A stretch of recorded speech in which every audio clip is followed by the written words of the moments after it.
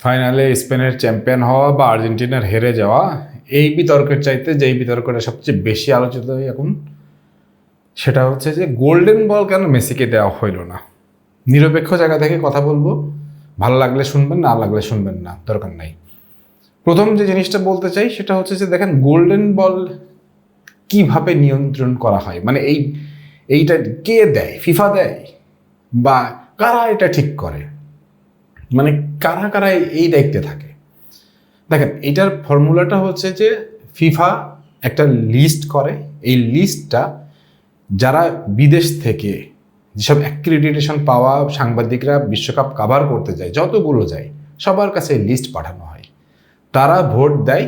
Vote দেওয়ার পরে তখন হচ্ছে খেলোয়াড়কে সেরা ম্যান অফ দ্য টুর্নামেন্ট বলেন, গোল্ডেন বল বলেন, তাকে সেই পুরস্কারটা দেওয়া হয়। সো এই জায়গাটাই ফিফার কোনো ভূমিকা নাই। যারা ফিফাকে গালিগালাজ করতেছেন তাদেরকে আমি এটা ক্লিয়ার করে দিলাম। দ্বিতীয়ত হচ্ছে যে এই বিতর্ক কি এটাই প্রথম? এর আগে কি এরকম বিতর্ক ছিল না? আমি 2002 থেকে শুরু করি। 2002 সালে অলিভার কানকে হচ্ছে গোল্ডেন বল দেওয়া হয়েছিল। অলিভার কান কি কারণে গোল্ডেন বল পাইছিল? ওই সময় তো পাওয়ার কথা ছিল হচ্ছে রোনালদো নাজারিওর। তার যে পরিমাণ গোল ছিল তার তো একদম মানে নির্ঘাত পাওয়ার কথা ছিল। তারপরে অলিভার কানকে দেওয়া হয়েছিল কারণ কি?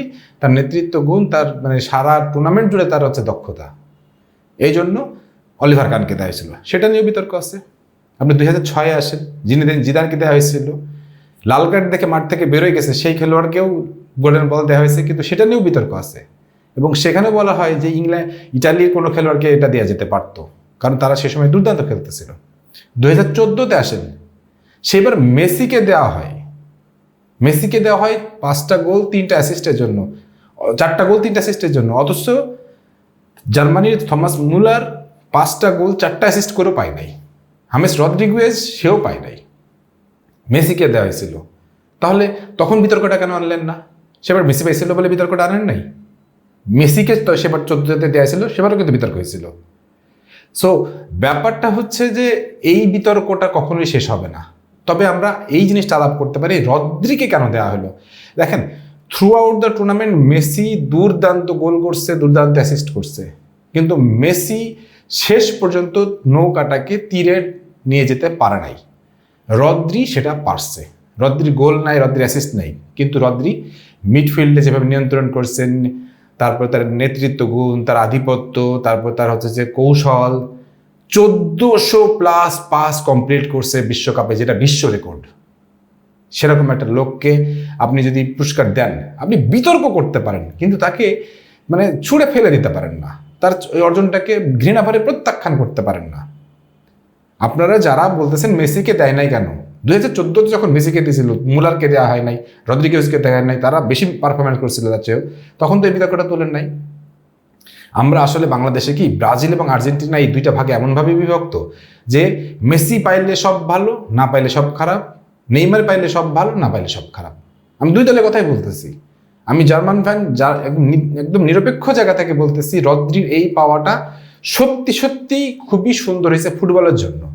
কারণ ফুটবলে এটাই প্রমাণ করে দেওয়া হইলো যে ফুটবলে আপনাকে শুধু গোল করলেই হবে না, ফুটবলে আপনাকে নেতৃত্ব দিয়ে আপনাকে মানে একদম কমপ্লিট প্যাকেজ হয়ে আপনাকে শেষ পর্যন্ত লড়ে গিয়ে শেষ পর্যন্ত আপনাকে একটা মাইন্ডসেট সেট করতে হবে, একটা উদাহরণ সেট করতে হবে পৃথিবীর সামনে যে ফুটবলটা এইভাবে খেলতে হয়, ফুটবলটা দলকে এইভাবে নিয়ে যেতে হয়।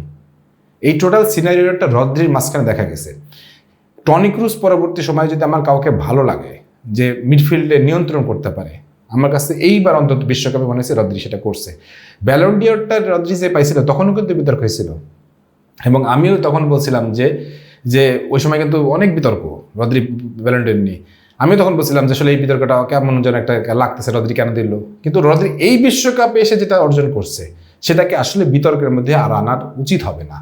কারণ শুরু থেকে দলকে সংগঠিত রাখা, নেতৃত্ব গুণ দেওয়া, মিডফিল্ডকে কন্ট্রোল করা, তারপর হচ্ছে যে পুরো টিমকে একসাথে গেঁথে রাখা এবং শেষ পর্যন্ত দলকে নিয়ে যাওয়া, চ্যাম্পিয়নশিপ করানো, এই টোটাল সিনারিওটা যখন আপনার চোখের সামনে ভাসবে, আপনি যখন চোখ বন্ধ করে দেখবেন, আপনি যদি ফুটবল বুঝেন তাহলে ডেফিনেটলি আপনি মনে হবে জিনিসটা খারাপ হয় নাই। সো এই জন্য বলতেছি, এই বিতর্ক কালে কালে যুগে যুগে থাকবেই। মেসিকে দেওয়া হয় নাই বলে যে এই জিনিসটা বিতর্কিত হয়ে গেল বা রদ্রি পাওয়ার যোগ্য না, ব্যাপারটা এভাবে ভাবার দরকার নেই। সাধারণ ফুটবল দর্শক হিসেবে আপনাদেরকে শুধু আমি এইটুকু অনুরোধ করবো, ফুটবল ভালোবাসলে প্রত্যেকটা জিনিসকে ভালোবাসবেন। আর এই জিনিসটা যেহেতু ফিফা নিয়ন্ত্রণ করে না, যেহেতু সাংবাদিকরা অ্যাক্রেডিটেশন কার্ড যারা পায় তারা ভোট দেয়, সো তারা যেহেতু ভালো মনে করছে ডেফিনেটলি সেটাই ভালো।